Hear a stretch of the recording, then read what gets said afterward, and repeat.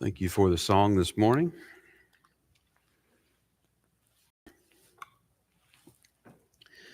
We will be continuing in Isaiah. So we are in chapter number 10.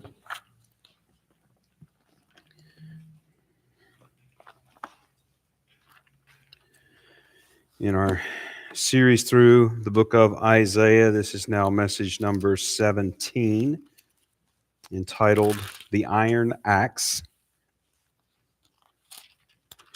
And we're going to be looking at verses 20 through 34. So we're going to finish this chapter here. I'm going to read verses 20 to 23 as we get started. And it shall come to pass in that day that the remnant of Israel and such as are escaped of the house of Jacob shall no more again stay upon him that smote them, but shall stay upon the Lord, the Holy One of Israel, in truth. The remnant shall return, even the remnant of Jacob, unto the mighty God. For though thy people Israel be as the sand of the sea, yet a remnant of them shall return. The consumption decreed shall overflow with righteousness. For the Lord God of hosts shall make a consumption, even determined in the midst of all the land. Sometimes diligent students will set about to work on their assigned problems, and they will come up with an answer that doesn't match the answer in the back of the book. Now, when they get to this point, you can look over your work and see if maybe there's some obvious mistake that you made. And if you don't find that, you can even just start over and start from scratch, as it were, and work the whole problem again. And sometimes you may do that, and you may do that many times, and you still get an answer that doesn't match what's in the back of the book. Well, you didn't get the answer in the back of the book, but you keep working it and you keep getting the same answer every time. So usually at that point, you're convinced that you've worked the problem correctly. So there's just a problem somewhere. Maybe the book is wrong. And that's really, you've got just a few options. The textbook answer is wrong. And that does happen sometimes. There's typos, and textbook publishers, they every few years they want to put out a new textbook. So they just change some of the numbers and the values. And sometimes something doesn't get changed. And so, yeah, that does happen.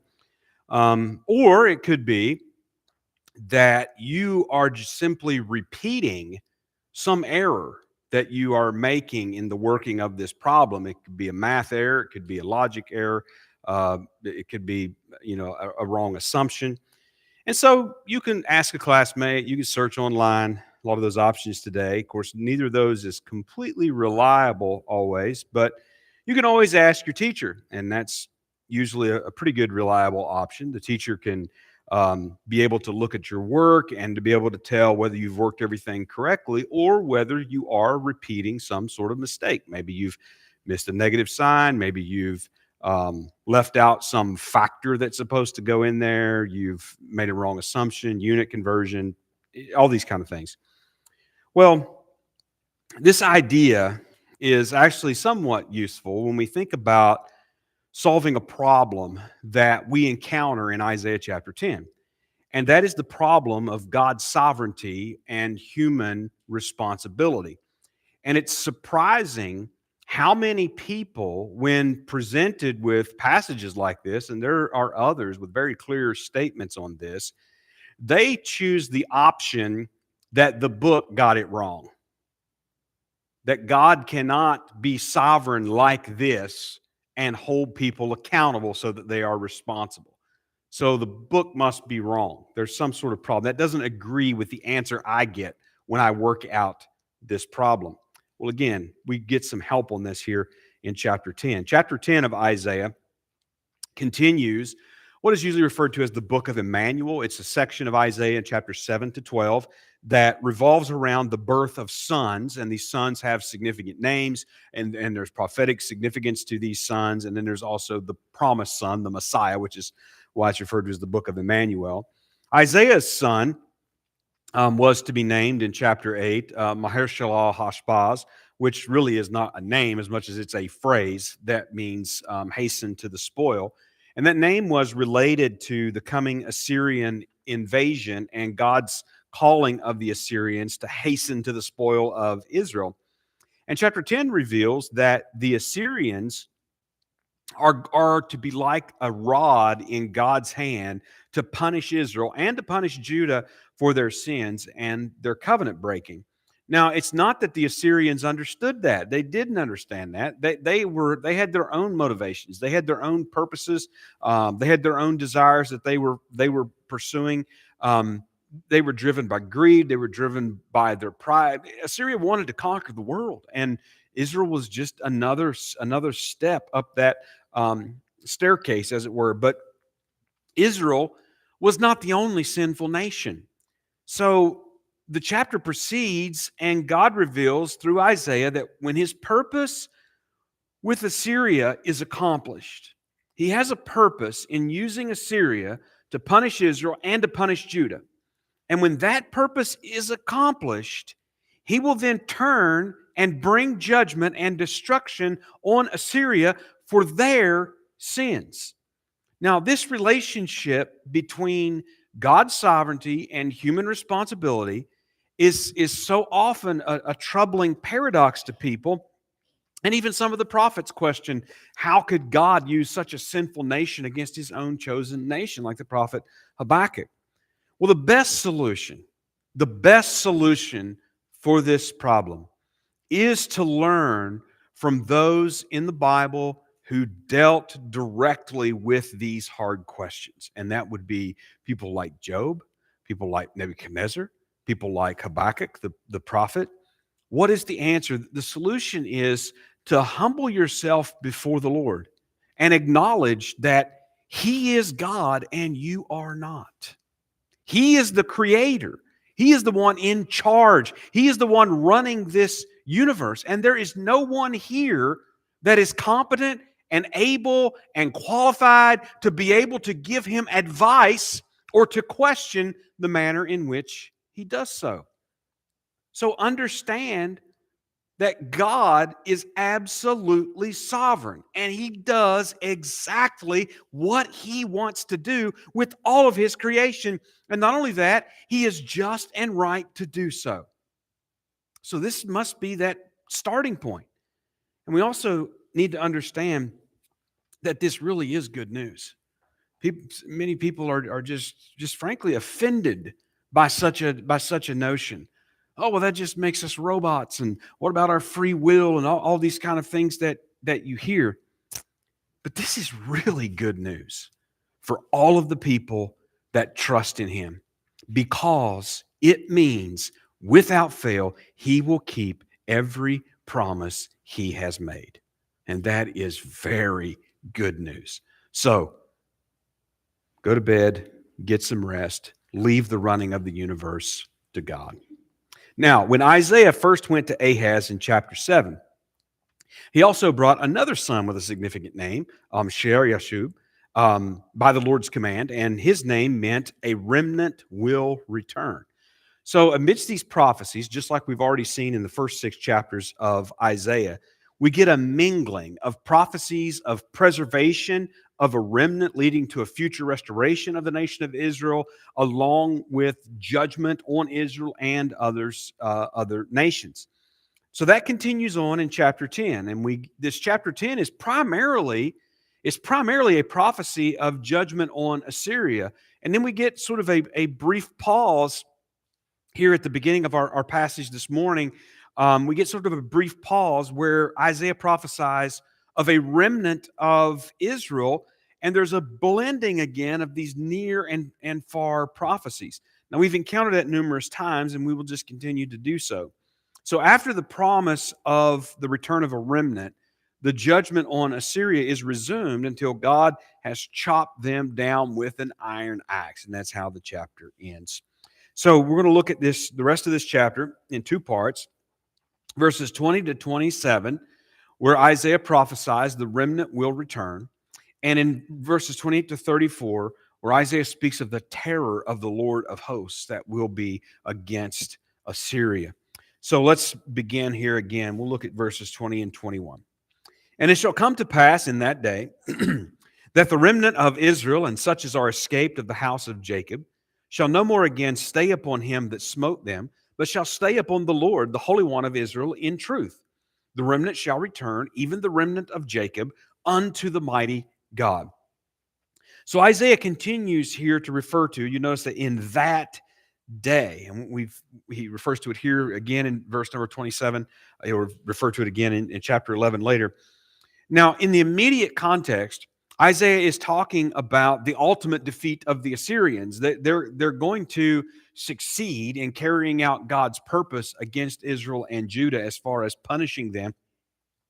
But there are indicators as well that in this text there are also a further far future fulfillment, and that day being one of those. It's consistent with what Isaiah has already been speaking of as the last of days. So there's certain events that are associated with the last of days that Isaiah has spoken of. Things like the tribulation and the day of the Lord, the gathering, the restoration of Israel, the coming of the kingdom. So these things have already been touched on in chapter 2, like verses 11, 17, and 20, chapter 4, verses 1 and 2, and will continue to be. Actually, so sometimes when we see a reference to "in that day," we're trying to discern: is this just talking about when a certain event happens, or is it looking forward to that future eschatological last of days? And here we can see that it is, in a sense, doing both. Ultimately, it's looking forward to that end. Now, Isaiah uses the word for remnant, and the word that he uses here, it means rest or remainder. It's what's left over. I think sometimes it may even be translated as residue. The idea of the remnant is that Israel will be judged and purged. So there's a large portion of Israel that will be judged and will be purged because of their unbelief. The wicked and unbelieving will be pruned away, and what's left of Israel is this remnant that is being spoken of. And God has preserved this remnant in order to fulfill his promises to Abraham, Isaac, and Jacob. And so Isaiah refers to this remnant here in chapter 10, again in chapter 11, later in chapter 28, using that particular term. He uses other terms and other imagery to refer to the same thing in other places in Isaiah as well. So he doesn't always use that term, but it's this concept that is thematic, that the judgment of God is going to come against Israel, and it's going to purge, it's going to refine. There's going to be a portion of Israel that's going to be destroyed in this judgment, and there's going to be a remainder that's going to survive, as it were, that's going to be preserved, that's ultimately going to be restored. So Paul picked up on the use of this term, in fact, in reference to Israel in Romans chapter 9, verse 27, again in chapter 11 and verse 5, as he refers to this remnant. And the remnant are further described in this passage as survivors of the house of Jacob. Now, notice also, though, when he speaks about this remnant returning, and this is another one of those indicators that this is a further future time than anything that's been realized to date.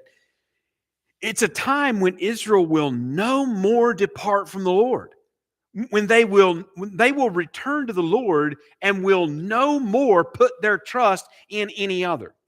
Now, obviously, that is a time that has not happened. This is the time of their restoration that's being spoken of.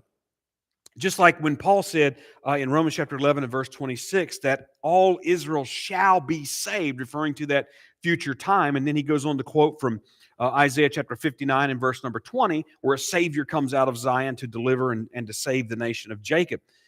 So this remnant will return, and that is the Shear Yashub, the name of Isaiah's son. That is that phrase there. The name of Isaiah's son. Again, he was commanded to take to meet Ahaz in chapter 7. Now, also in these verses, we have two different messianic titles that are used that are in describing Israel's future turning. One of those is Holy One of Israel, which is a very common title, seems to be a favored title within Isaiah's prophecy that refers to the Messiah. And the other is El Gabor, the mighty God. And we just saw that back in chapter 9 and verse number 6 as an unquestionably messianic title. This child, this son that would be given, he shall be called the mighty God, El Gabor. And that's the name and the title that is used here. This is the promised son. Now, continuing on, verses 22 and 23. For though thy people Israel be as the sand of the sea, yet a remnant of them shall return. The consumption decreed shall overflow with righteousness, for the Lord God of hosts shall make a consumption, even determined in the midst of all the land. So this remnant is further described then as being a comparatively small remaining portion of numerous Israel, as the sand of the sea. And this judgment, the word is used here for consumption. It's referring to that judgment that is being decreed or determined, just as this judgment decreed is referred to in Daniel chapter 9, verse 27. So one of the things that Isaiah is saying here is that both judgment and salvation of a remnant are part of God's plan. This is God's purpose. Now, the word for consumption that you see there in verse 22, that's a word for destruction and has the idea of a complete destruction. The second word for consumption in the next verse, verse 23, is actually a different word, but it does come from the same root. But it refers more to completion, refers more to a full end. So you can see some related ideas in those words, but it's referring more to that full end. God will make an end of his indignation against Israel, which is the purpose of the 70 weeks, as we are told in Daniel. Now, Paul quoted verses 22 and 23, quoted them in Romans chapter 9, verses 27 and 28. And there he was explaining that the temporary setting aside of Israel in this present age doesn't mean that God is done with Israel or that he has discarded Israel, as though all of these promises that he has made to them, beginning with Abraham, were not going to be kept and instead were going to be given to someone else. Paul's making the argument exactly opposite of that. That is not the case. And he quotes Isaiah 10, verses 22 and 23. God preserves a remnant and will restore them. So here's Isaiah or Paul's quote, Romans chapter 9, verse 27 and 28. Isaiah also crieth concerning Israel, though the number of the children of Israel be as the sand of the sea, a remnant shall be saved, for he will finish the work and cut it short in righteousness, because a short work will the Lord make upon the earth. Now, Paul explained that there was a remnant according to the election of grace. And here he also, after that, he quotes from Isaiah chapter 1 and verse number 9. Which Isaiah 1:9 says, except the Lord of hosts had left unto us a very small remnant. This is a different word here, but we should have been as Sodom, and we should have been like unto Gomorrah. In other words, completely destroyed. But God left a remnant so that they were not completely destroyed, so that his promises could and would be fulfilled. Now, Paul, in referring to the short work, of course, he's quoting from the Septuagint there, but that short work refers to a concentrated and an intense time of judgment, which is distinct from the long judgment of exile that we've seen described here in the first 5 or 6 chapters of Isaiah, and later will be described as well. The long exile judgment and then a short work. In other words, this is referring to that time of Jacob's trouble, which is a short time, as we're told, or else the entire world would be destroyed. In places like Matthew chapter 24 and verses 22. So there was a small partial return after the final fall of Assyria with the fall of Nineveh in 612 BC. There was a small return of the northern tribes of Israel. But obviously, all these things that are being talked about here were not fulfilled in that time, nor were they fulfilled with the return of Judah from Babylon. So again, putting this to that future time in the last of days. Now, verses 24 to 27. Therefore, thus saith the Lord God of hosts, O my people that dwellest in Zion, be not afraid of the Assyrians. He shall smite thee with a rod, and shall lift up his staff against thee after the manner of Egypt. For yet a very little while, and the indignation shall cease, and mine anger in their destruction. And the Lord of hosts shall stir up a scourge for him according to the slaughter of Midian at the rock of Oreb. And as his rod was upon the sea, so shall he lift it up after the manner of Egypt. And it shall come to pass in that day that his burden shall be taken away from off thy shoulder, and his yoke from off thy neck, and the yoke shall be destroyed because of the anointing. Now, this is the second use of in the singular, people, as it's translated here, my people, with the possessive. And that this my people is described, thy people, as Israel in verse 22, and here is described as those who dwell in Zion. This word overall that's being given, this passage, this message from Isaiah, it's a word of comfort and a word of encouragement. In other words, it's a word that speaks particularly to those faithful among Israel who were suffering in these afflictions and going through some very dark and trying times. But he's essentially letting them know that Assyria will only go as far as God has determined for them to go. That's it. Their punishment will be severe, but it won't be total. Israel and Judah are not going to be totally destroyed. And when Assyria has fulfilled God's purpose, his wrath will be ended against Israel and turned on them. Now, this is not the final end of his indignation. And that's obviously evident because of the destruction of Jerusalem in 586 BC, the destruction of Jerusalem again in 70 AD. His indignation there, he's not talking about, that's not the final end that he was speaking of in the book of Daniel. But this is the immediate end for the scattering of the northern kingdom. In other words, his purpose in this particular judgment for which he is using the Assyrians will be accomplished. Now, you notice that he compares Assyria to Midian and to Egypt. Now, the Midianites were defeated by Gideon in Judges chapter number 7. Egypt, of course, was defeated in the Exodus and the Red Sea crossing in Exodus 14. And these are both instances in Israel's history when they were threatened by what seemed to be overwhelming forces, invincible forces. And yet in both of those cases, God delivered them miraculously. God did it in such a way as he was the obvious deliverer. They didn't deliver themselves. God delivered them. And those two instances are used as a comparison between what's going to happen to Assyria. And that's not going to be fulfilled for a little while, later during the days of Hezekiah, which we'll get to later as Isaiah does cover that in a couple of chapters. Then they will be taken out in a very miraculous way. Now, the word for anointing at the end of this section is not the word from which we get Messiah. It's a different word. It's a word that actually refers to fat, like grease. Can be translated oil sometimes. Now, it's not entirely clear in this passage if is this a reference to the Assyrian pride, which it can be sort of a symbol of that. They've sort of waxed fat, as it were, and their supposed strength that will be broken. Or it could be a reference to the blessing on Israel that will enlarge them when that yoke is finally broken. And it's not entirely clear. Each of those makes good sense with the passage and with other passages, but either way, the yoke is going to be broken. So verses 28 to 34 now return to this judgment on Assyria, and we get the terror of the Lord of hosts. Let's look at verses 28 to 32.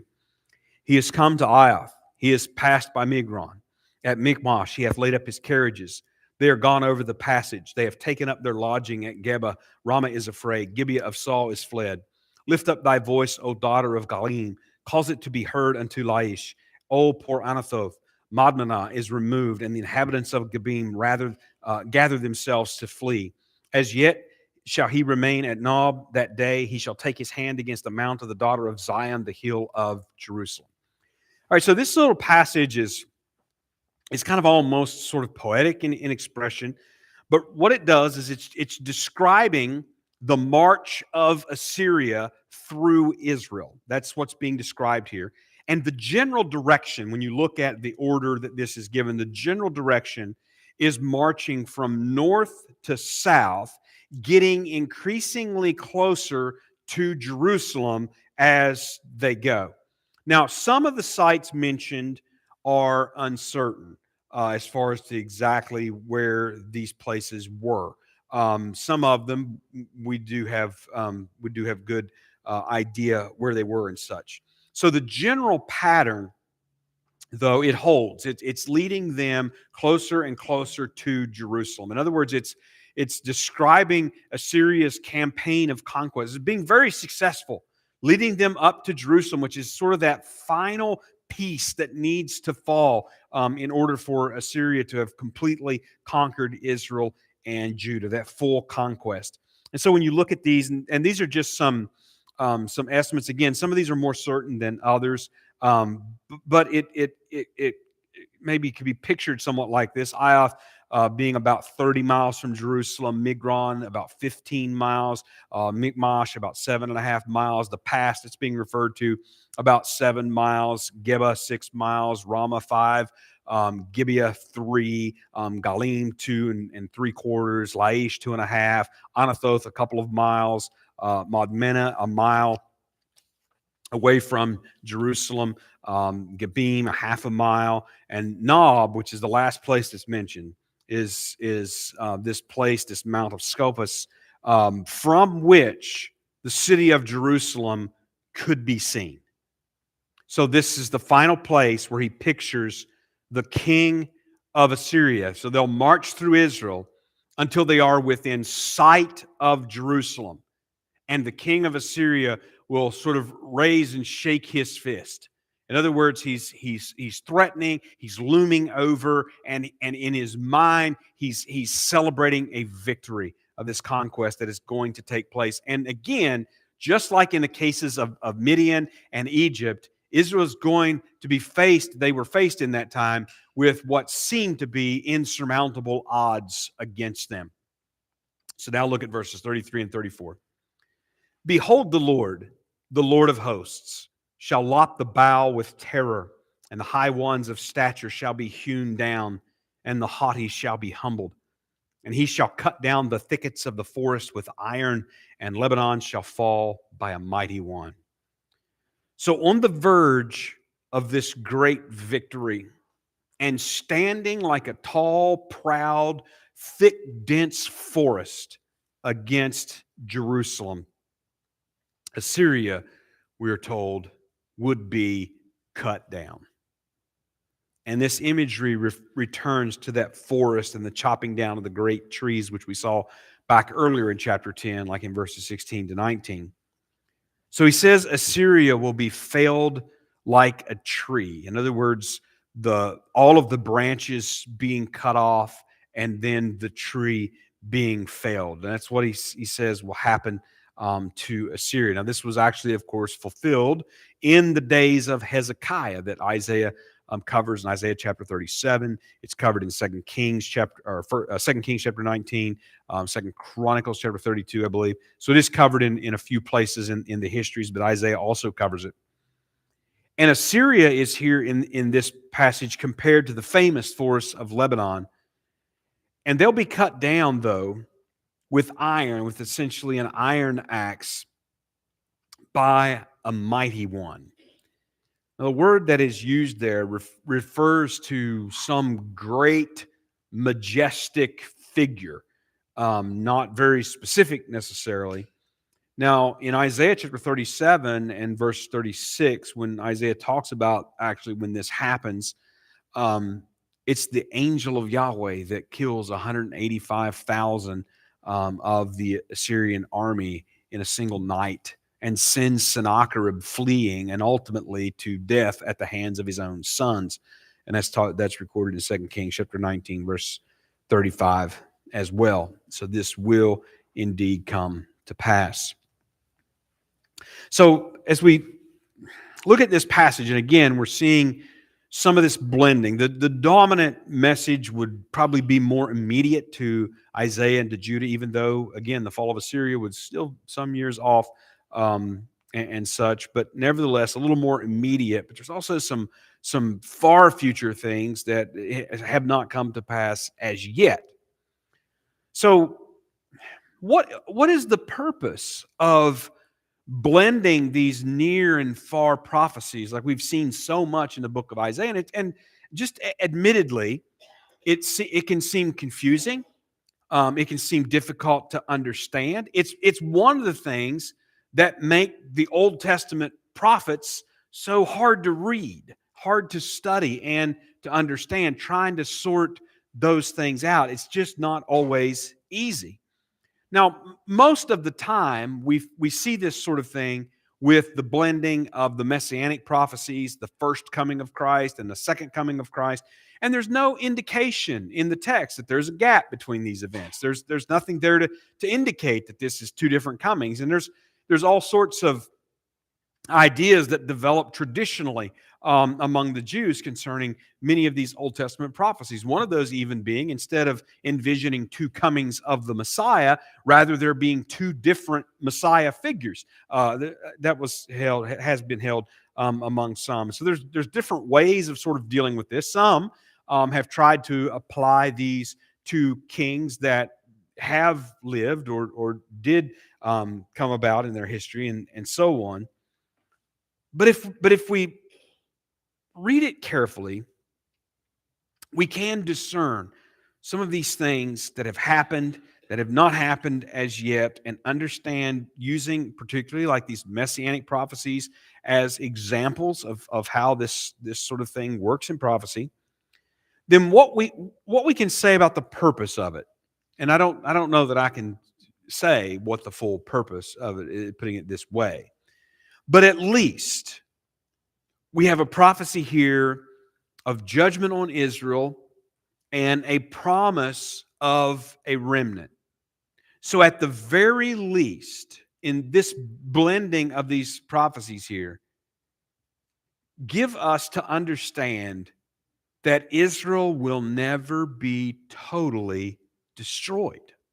They will never cease to exist as a real ethnic people. That doesn't mean that they would always be a nation in the official authorized sense of that term. And really, in the long exile, they are still, even today, mainly scattered among the nations to the four corners of the earth, which we'll see reference to that in chapter number 11.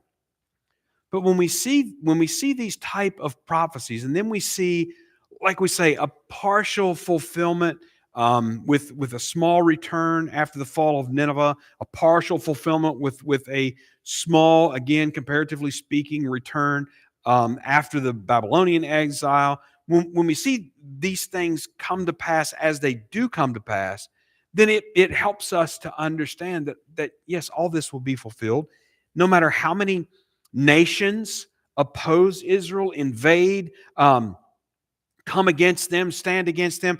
A remnant will survive and ultimately will be restored. So the fulfillment, whether we see it as a partial fulfillment or sometimes that we have kind of a beginning fulfillment of the near happens, it signifies to us the greater that is to come. Just like when we read these messianic prophecies and we see a prophecy about the first coming of Christ that sort of mingled in with the second coming, well, we know that these things have happened. We have record of these things have happened, both historically and biblically, as far as that goes. We have record of these things have happened. Then that also assures us that the rest will also happen. Oh, it's been a long time. It's been a couple thousand years, and whatever that we might say. But no matter whatever the time frame is, no matter, we have assurance that they will happen. So it is. I think there's two primary applications we take away from these kind of blended type of prophecies, and one of those is that it is a bolster to our faith. It is a help and an encouragement. We can read things that were prophesied. We can read those things coming to pass, just like here. You could turn over to Isaiah 37, and you could read about the cutting down of Assyria, just like as has been prophesied. It was fulfilled. God did it miraculously, just like he said he would, comparing with Midian and Egypt. And so that can be a bolster to our faith, to look toward the promises that still remain and have faith that God will keep those and fulfill those as well. And then the second application is that it's also a warning, just like it was to those in that day that it was delivered to. It's a word of warning. Remember, Isaiah went to Ahaz to tell him not to trust in Assyria, not to make a covenant, not to make an alliance with Assyria and trust in him, rather to trust in the Lord. Because the Lord had a purpose in the coming of Assyria. They were going to carry away the northern kingdom. He wasn't going to allow Assyria to conquer the southern kingdom. He was coming to give Ahaz that message. So it is a warning. And again, when we see these messages of judgment, and we can think, well, this is a long time ago. This is a very different culture, and all those sort of things. But it's still the same God, and sin is still sin, and God's judgment is still God's judgment. His righteousness, His holiness, none of those things have changed. And so it is a word of warning. And in a way, Assyria is almost like a placeholder nation. How many nations have risen up against Israel in the biblical history as well as in history since? How many have risen up? How many have tried to wipe them out? How many have tried to eradicate them? How many have just, again, held on to just this abject hatred of those descendants of Jacob? How many? And so Assyria is just like one of so many. And others will rise and have. And that's going to continue until finally that time comes when the Lord returns and they turn to Him and will no longer look to or trust in any other. So it is also a warning. All right, I'll stop here and we'll close with a hymn.